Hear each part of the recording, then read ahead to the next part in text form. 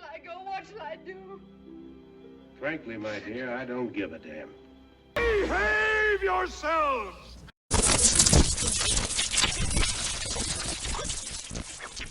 Hello YouTubers out there, this is Jerry Saravia at the movies. So today we're taking a look at The Big Chill from 1983, written and directed by Lawrence Kasdan, which was nominated for 3 different Academy Awards, including Best Picture, Glenn Close for Best Supporting Actress. And I'm not really doing a review of the film. I'm more or less going to be talking about the characters in the film and how I may or may not relate to them now in this day and age. So I'm 54. When I saw the film, well, I'll be 54 this year. When I saw the film, I was about 12, I guess.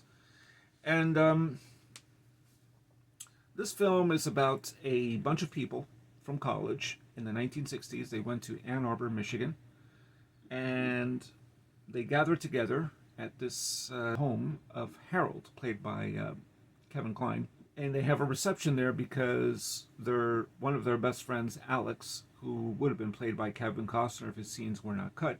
And so they all gather together, and they include Tom Berenger, who is Sam Weber, an actor who plays J.T. Lance on a TV series, which very much looks like it's modeled on Magnum P.I. from back in the day with Tom Selleck.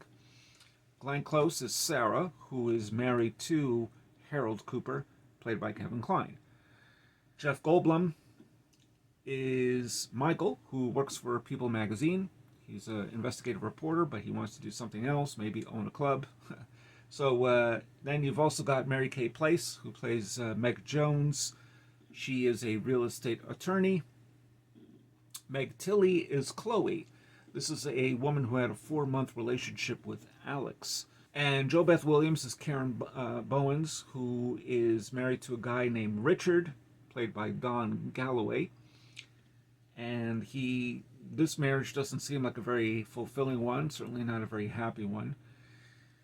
So then you got William Hurt as Nick, who is some sort of a radio pop psychologist, and does a lot of drugs and is impotent thanks to the Vietnam War. So these are all basically people who went to college in the 1960s, and they had leftist radical ideas. And now they're in the 80s, and the Big Chill kind of refers to how the environment now is kind of cold. It's not really the world that they thought they were going to inherit, in a sense. That's kind of the crux of the picture, is all of them sort of discussing Alex. Now, the interesting thing about this film is that I actually do not relate to these people, because they're all in their 30s, and they came from a time when there was hope. The 1960s sort of presented this idealistic view of hope, of peace, of trying to get out of Vietnam, of the corruption in the White House, and so on and so forth. Perhaps, in a sense, an unwanted war, which is what a lot of them do say. But they had these ideals, and in a sense, many of them at that time, I think, believe in being nomadic, sort of living off the earth, so to speak, and make love, not war, that type of thing. So then they realized they had to work actual jobs, and they couldn't really just do that. It couldn't be like Easy Rider. So that was their world. They found that the 1980s, the 70s especially, but into the 1980s, it's just everything is just different. I mean, Kevin Kline, for example, his character owns a small company that makes running shoes, and he's selling out to a corporation. Without really thinking twice about it, he is going to do it. It's a far cry from later on in the 1980s in certain movies where they were trying to keep what they had. Like the little guy wouldn't want to sell out. Here, he's a little guy who does want to sell out, and he's hoping some others might want to, chip in a little bit, get a piece of the pie, so to speak. But the characters, they're working jobs that maybe they never imagined they would be doing. Maybe Jeff Goldblum clearly is not mining his talent, his character, Michael, in the right ways. to really explore his talent for writing. So maybe working for People magazine, which sounds like he, in the film, he's trying to get out of, is not where he wants to be.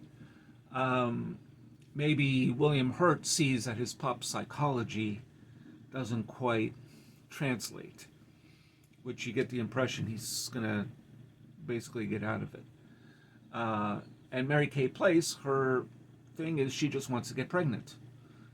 She wants to have a baby. And maybe one of these men, during the weekend that they're staying at Harold's house, which is sort of like a southern antebellum type house, that it will happen. She just doesn't know who the candidate is going to be. But, and, you know, Tom Berenger's working in Hollywood, and he says, I don't really know anybody there. I don't know who to trust, you know, but I could trust all of you. Like, you get the impression that, I mean, that would have been quite an ending if they just all decided to stay at this manor, this big place. Of course they can't, really, but you get that impression, like, you know, maybe it should have led to that. That was my only real disappointment of the film, because, you know, they have to go on with their lives. But, God, I mean, that would have been radical. But this is not a review of the film. The idea is that now, see, for me, these characters now would be in their 70s. Now, I'm a teenager of the 1980s. In the 1980s, it was all rather cold. I lived in New York, so I always felt it was a cold-hearted decade, the 1980s. A lot of things were going on that just gave you that impression. If it wasn't greed, it was AIDS. It was just not an easy time. Everyone gravitates nowadays, my generation, to the movies of the 1980s because it reminds them of their time. And it's pop movies. It's movies by John Hughes. It's slasher pictures, that sort of thing. It's not any of the other types of films that were trying to reflect on what was going on, whether it was Oliver Stone's pictures like Talk Radio or even Platoon, anything like that. So, emerging from that decade, now 40 years later,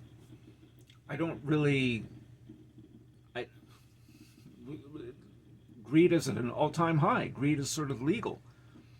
So there were no leftist radical ideas that I'm aware of during the 1980s that would have passed muster. I think some of us believed in having equal rights and treating everyone equally. I don't think those things ever go away. But today, those sound like very radical ideas. So I don't know. I don't know where we're at now. And I don't really talk to people. I know a couple of people from high school, from college. Well, I never graduated from college, but I've been to several colleges. I'm not in contact with anybody I ever went to college with. Maybe if I'd stayed at a four-year school, I would be. I don't know. Probably not. Maybe some people do. But the interesting thing about The Big Chill is that all of these people are settled in their jobs. Yes, they know of each other. Some of them talk to each other, but most of them are just settled in. It's an acceptance of what is constituted as normal for them. They are not idealistic anymore. And the money is really where it's at, right? You have to have money to live, and those are the realities. So that's kind of what I take from The Big Chill. It's sort of a fantasy for me, the movie, because it's something I wish I could have. Like, I wish I could get together with people from high school, in my example. Maybe, when we reach our 40th anniversary, when we graduated, which is at the tail end of this decade, maybe that will happen, but it might not. Like I said, everybody has their own separate lives. When you have families and everything else, friendships that you've had that were long-standing, you don't get to see them that very often. The very people, they've moved away, they're farther away from you. Life changes, people change, politics change, a way of life has changed. It's just, there are changes. And the hopeful thing I think about The Big Chill is that they are trying to maybe stay in contact with each other. That maybe when they go back to their regular jobs, they will still sort of try to stick together as a group still, because that's all they've got. The irony of the death of Alex is that Alex, the character, according to all these people that were his friends, they always brought him together. And at the funeral, Alex's funeral, they bring him together once again. But maybe this time it's for keeps. Maybe they will. So that's kind of what I get out of the film. I don't know. It's just interesting to see it today and how it relates to my life, which is, I would say it doesn't really. But I wish I could have friends like that, with all of their, issues and problems and so on and so forth. I read some comments online that some people prefer, which I haven't seen yet, it's on my bucket list, John Sayles' film, which was his debut, I believe, as a director, Return of the Secaucus 7. So I'd be curious to see that now. It's not an easy film to find. I don't know if this is something that Criterion eventually put out. I don't know. I have to look it up and see. And some people call them so self-obsessed or self-absorbed. I don't think so. Although there were people in the 80s that were kind of self-absorbed. So there's some truth to that. I think they're all willing to help each other out. And that's usually not the case with people who are so self-absorbed. But anyway, those are my thoughts. Tell me what you think about The Big Chill. And have you seen it? What do you think of the film? I venture to guess I'm going to hear from people who are much older than I am, if not my age, who have seen it and know of the film. That's about it. Do you relate to these characters, or do you feel it's a far cry from the world that we live in now? And if you were one of those who graduated high school in the 1980s, as I did, could be just a different perspective, that's for sure. So, let me your thoughts. Tell me what you think. Thank you to the new subscribers out there for subscribing to my channel. Please hit like and subscribe if you haven't already. And I guess that's about it. Hit that notification bell for future uploads. And tell me what you think about The Big Chill. And this is Jerry Saravia at the Movies, signing off.